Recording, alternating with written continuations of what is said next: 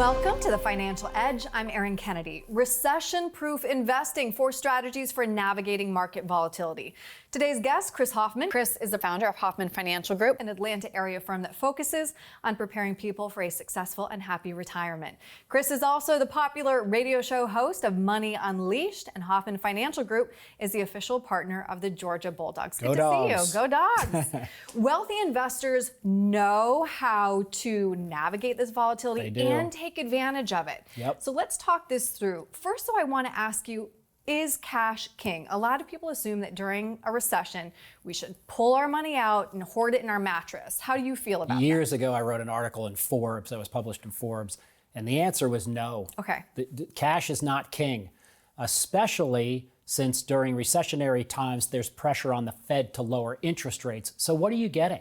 What are you getting at the bank now versus in 2022 when interest rates spiked? So I know it feels comfortable. It's a security blanket to have cash. It's liquid. It's supposed to be safe, but it's not going to carry you through a recessionary time. You've got to go counter to where the markets are going. If the markets are going down, you should be investing in the markets. If the markets are going up, you should have been selling over the last 14 or so years when you had gains. Right. So don't fall victim to panic. Don't over-manage your portfolio. That's also a reason that you should all have a written financial plan so you can go back to it. It will calm your emotions down and you'll say, okay, we planned for this growth and we've exceeded it for the past 3 or 5 years.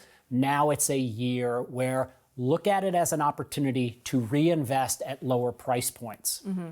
All right. Now I want to ask about defensive stocks, and we have a visual to walk through this. But a lot of people assume these are recession-proof, right? Healthcare, we're still going to get sick. Consumer staples, we're still going to get hungry. We need to eat. Yep, and I totally agree with it. I think in the Great Recession 2008, only 2 stocks went up that year. It was McDonald's and Coca-Cola.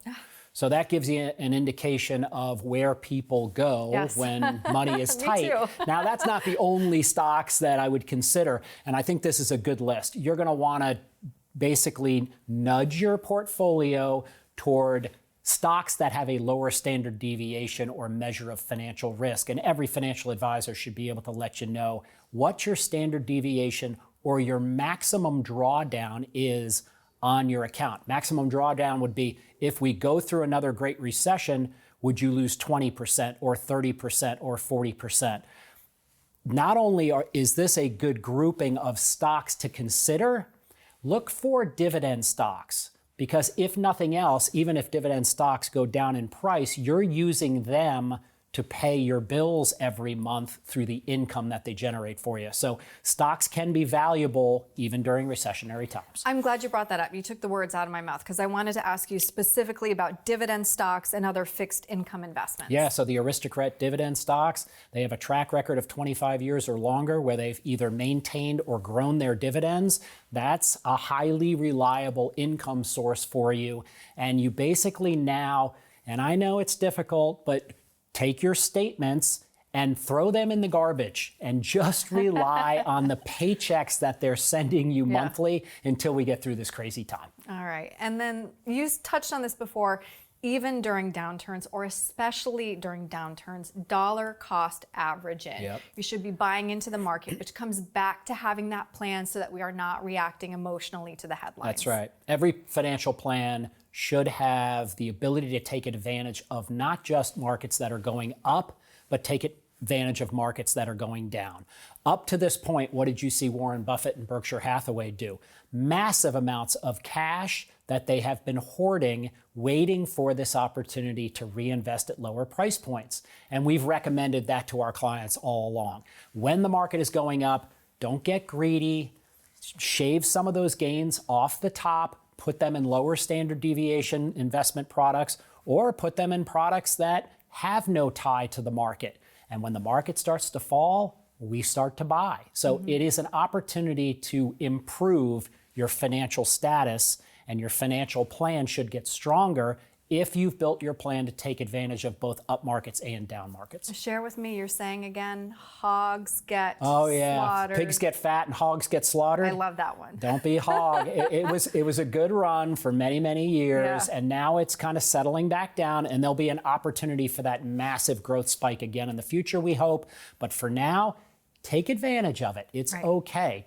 When everybody else is panicking, that's when we stay steady in the boat, we don't get emotional, and we start reinvesting at lower price points or dollar cost averaging, as you put it. Right, and we have one more visual to walk through with people because you have some great tips to help us just stick with it. Yeah, this is a great slide. 4 tips for investing in a recession. You have to keep calm. How do you keep calm?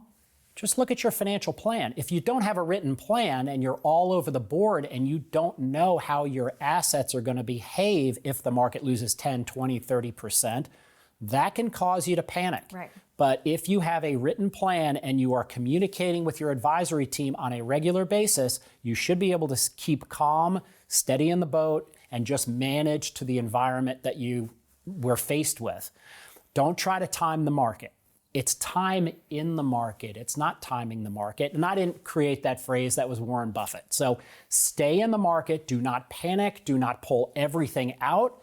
But you should have along the way had a plan to take gains off the table to keep them available to reinvest. So don't try to time the market, just stay in the market. Doesn't mean you can't pare back your stock positions or change them. Yeah, can I jump in real quick? Something that helped it make sense for me was it's not just about timing it right once, but twice, because you have to know when to get out and get back in. That's right. And people will typically get it wrong. They will lose 20% of their assets and then panic and push the sell button, and they won't get back in at the bottom. They'll wait till the market's at all-time highs. We see it consistently. That's a great point. Avoid panic selling. That goes to what we just talked about. If the market starts to lose 10, 20% and you're fretting it, that's going to be a problem. You may have some panic selling if you manage it yourself. If you're working with a solid advisory team, they've already built this in. It's to be expected. Markets that go up can go down and oftentimes do. So do not panic sell.